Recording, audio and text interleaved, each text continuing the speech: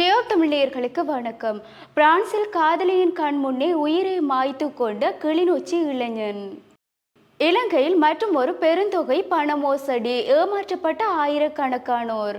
திருமண நிகழ்வு ஒன்றில் இடம்பெற்ற விபரீதம்.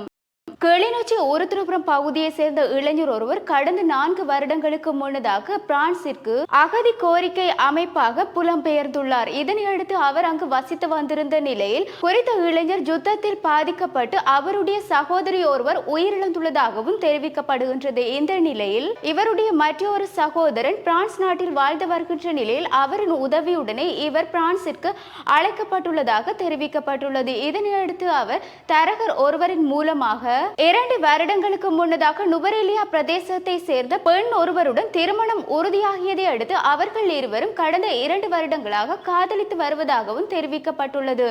இந்த நிலையில் அவர் தன்னுடைய காதலிக்கு தேவையான அனைத்து விடயங்களையும் செய்து வந்துள்ளதாகவும் அவருக்கு பண தேவைகள், எங்காவது சுற்றுலா செல்வதற்கான செலவுகள் அனைத்தையும் பார்த்து வந்துள்ளதாகவும் தெரிவிக்கப்பட்டுள்ளது. குறித்த இளைஞரிடம் 80 லட்சம் ரூபாய் பணத்தினை பெற்று தன்னுடைய சகோதரியுடைய திருமண நிகழ்வையும் சிறப்பாக நடத்தி இருந்ததாகவும் தெரிவிக்கப்பட்டுள்ளது. இதனையடுத்து அவர் அவரிடமிருந்து பணத்தை வாங்கி தன்னுடைய குடும்பத்தினருடன் சுற்றுலா சென்றுள்ளதாகவும் தெரிவிக்கப்பட்டுள்ளது. இதனையடுத்து கடந்த 23ஆம் திகதி அன்று பிரான்ஸ் நாட்டில் வசித்து வருகின்ற அவருடைய காதலனுடன் குறித்த யுவதி வீடியோ கால் அழைப்பினை மேற்கொண்டு பேசி வந்துள்ளதாகவும், பேசிய பொழுது இருவருக்கும் இடையே முரண்பாடு முற்றியதை அடுத்து கோபம் அடைந்த காதலன் வீடியோ கால் அழைப்பில் கையடக்க தொலைபேசியை வைத்துவிட்டு தான் விபரீத முடிவு எடுத்து தூக்கில் தொங்கி உயிரை மாய்த்து கொண்டுள்ளதாக தெரிவிக்கப்பட்டுள்ளது. என்னும் இந்த சம்பவம் அதிர்ச்சியை ஏற்படுத்தி இருக்கின்ற நிலையில் சம்பவத்தில் கிளிநொச்சி உருத்திரபுரம் பகுதியை சேர்ந்த 31 வயதுடைய இளைஞரை இவ்வாறு விபரீத முடிவை எடுத்து உயிரை மாய்த்து கொண்டுள்ளதாக காவல்துறையினர் தெரிவித்துள்ளனர்.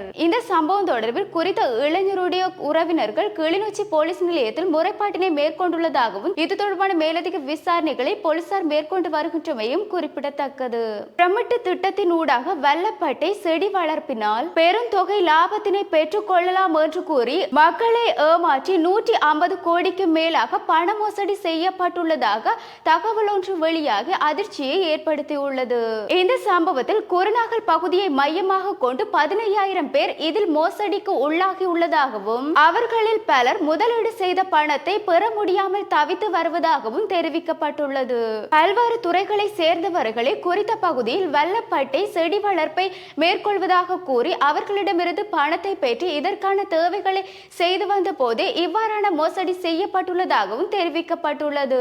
ஒரு வல்லப்பட்டை செடிக்கு 30,000 ரூபாய் பணத்தை கொடுத்து பிரமிட்டு திட்டம் என்று தெரியாமல் பணத்தை முதலீடு செய்ததாக ஏமாற்றப்பட்ட பொதுமக்கள் தெரிவித்துள்ளனர். பணத்தை முதலீடு செய்த 300 நாட்களில் முழு தொகையும் வழங்கப்படும் என்றும் இது தொடர்பாக விளம்பரப்படுத்தியதை நம்பியே பொதுமக்கள் இவ்வாறு ஏமாற்றுள்ளதாகவும் தெரிவித்துள்ளனர். குறைந்த தொகையாக 30,000ற்கு நாளொன்றுக்கு 200 ரூபாய் வழங்குவதாக கூறியதை நம்பியதாகவும் குருநாகல் தலைமையக போலீஸ் மற்றும் இலங்கை மத்திய வங்கி குற்ற புலனாய்வு திணைக்களம் ஆகியோர் இந்த மோசடி தொடர்பான மேலதிக விசாரணைகளை மேற்கொண்டு வருவதாகவும் தெரிவித்துள்ளனர். தம்பிள்ளை பகுதியில் உள்ள ஹோட்டல் ஒன்றில் நேற்றைய தினம் இடம்பெற்ற திருமண நிகழ்வின் போது அங்கு கலவர நிலை உண்டாகியுள்ளதாக தெரிவிக்கப்பட்டுள்ளது.